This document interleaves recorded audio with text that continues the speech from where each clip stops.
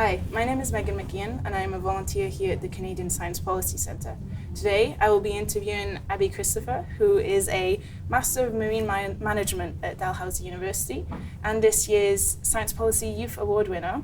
Her proposed policy was entitled Harbouring Life, Managing Port Impacts on Coastal Ecosystems. So I'll jump straight into it. First of all, congratulations. Thank you. My first question is on the area of research. So your proposal addresses the environmental impacts of port activities, Yes. specifically in Halifax Harbour, because that's where you work. Yeah. So I wanted to know what drew you to pursue this area of research, and how do you think your findings could influence future policy decisions? Yeah, so as you mentioned, I'm currently doing my Master's of Marine Management at Dalhousie University. And actually, as part of this program, we're required to do an internship, which is an amazing opportunity. And I knew I wanted to work with industry, as I've had research experience with academic and nonprofit, and I wanted to broaden out. And so, I got an internship with the Halifax Port Authority for the summer, and they were interested in exploring aquatic ecosystems in the Halifax Harbour. So I did a literature review on aquatic ecosystems in the Halifax Harbour to enhance environmental monitoring and management for the Halifax Port Authority. But when I was doing this research, it very quickly became clear that we aren't monitoring the aquatic ecosystems in the port, but not just in Halifax, nationwide. So that's kind of what inspired me to submit my proposal to the Canadian Science Policy Centre and hopefully continue this work a bit more. Yeah, well, I'm glad you're doing this work. So you mentioned the lack of consistent environmental monitoring in Canadian ports. So how do you see overcoming the challenges of implementing such a national proposal like yours, and how do you, particularly in gaining support from different stakeholders? Yeah, so I think a key challenge with any nationwide policy is that collaboration is key. And with collaboration comes time, but I think that is very valuable because it gives you time and space to create those meaningful collaborations with rights holders, stakeholders, experts in oceanography, environmental impacts, ecosystem monitoring. And so I think that time and collaboration is really key to first ensure that our scientific methods are standardized and robust, but also culturally appropriate and practical to local context, because nationwide policies, although amazing, often don't account for those local contexts and flexibility and adaptability that's needed in such a nationwide policy. Mm-hmm. Yeah.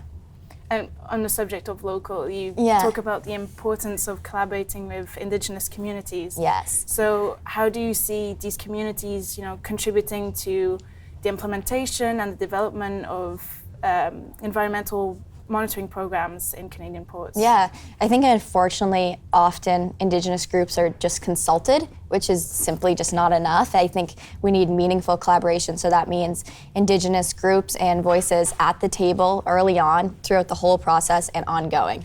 Consultation is just simply not enough, and luckily a lot of ports across Canada already have established relationships with Indigenous communities. Where I worked in the Halifax Harbour as with the Mi'kmaq Nation, and the Halifax Harbour is actually where their Mi'kmaq oral tradition says is where the Great Spirit Fire sat, who gave birth to the 7 original Mi'kmaq families. So that just is an example of how important Indigenous groups are in these conversations, and I think just making sure they have a seat at the table throughout the whole process and not just a one and done. Yeah. So in your proposal, you also talk about Enviro Actions as a model that was very successful in Quebec. So what lessons and insights do you think could be effectively adapted to other Canadian ports, and what unique challenges do you see when applying it nationally? So when looking at monitoring efforts across Canada, this group really stood out for me. First, because they were very collaborative, working with many groups, many stakeholders. Second, because they had great technology and digitalization. They were doing real-time monitoring, which is great for making proactive decisions and being on the ball. But then also they stood out because they had an open data transparency policy, which I think a lot of groups could learn from. I think it fosters public trust, it fosters collaboration, and it keeps ports accountable. They really stood out as a great group, kind of pushing for meaningful collaboration in environmental monitoring. I think a lot can be taken from this model and implemented into such a nationwide policy. But again, going back to that local context, something like this might not work for every local community. But I think focusing on the big things, open data transparency, real-time monitoring, standardized monitoring, collaboration, those are key. But then just ensuring flexibility and adaptability so every local community can adapt and make it theirs. Yeah, okay. Yeah.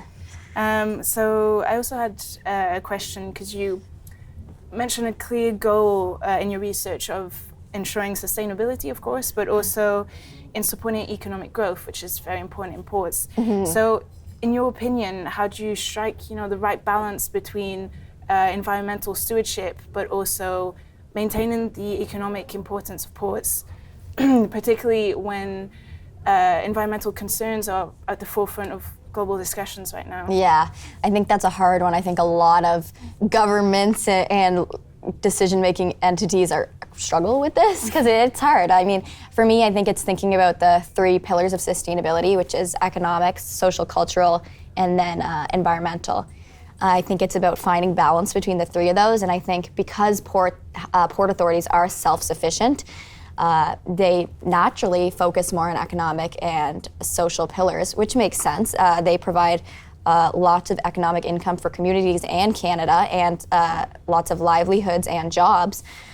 So that is fair, but we need to be considering the environmental pillar equally, as you mentioned.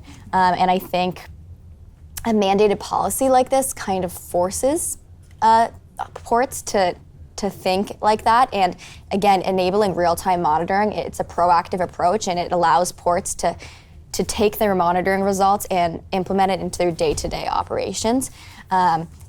Will it mean that everything's considered equally? Hard to say, but at least it would encourage it to be better. Yeah. Okay. So finally, what is your opinion on the value of the Canadian Science Policy Centre and its position in the community as a connection hub, a knowledge mobilizer, and also a talent incubator in the science and innovation policy landscape? Yeah, I mean, I've been having a great time at the conference so far. I think it's a great space to foster collaboration, get so many like-minded people in a room with different pasts, different stakeholders, different backgrounds, to really create meaningful conversations and innovation and policy discussions. And as a young person like me and yourself, I think it's a great place to network. It's a great place to learn more about policy and also foster that interest in science policy and start those conversations and maybe careers. Yeah. Yeah, that's true. Thank you so much for your time and valuable insights on this very important area of research. Thank you for having me. Congrats again on your awards. Thank you. And I can't wait to see what your research ends up bringing out, and also how that could influence, policy decisions. Yeah. Hopefully. So, yeah. Thank you. Thank you. It was nice to meet you.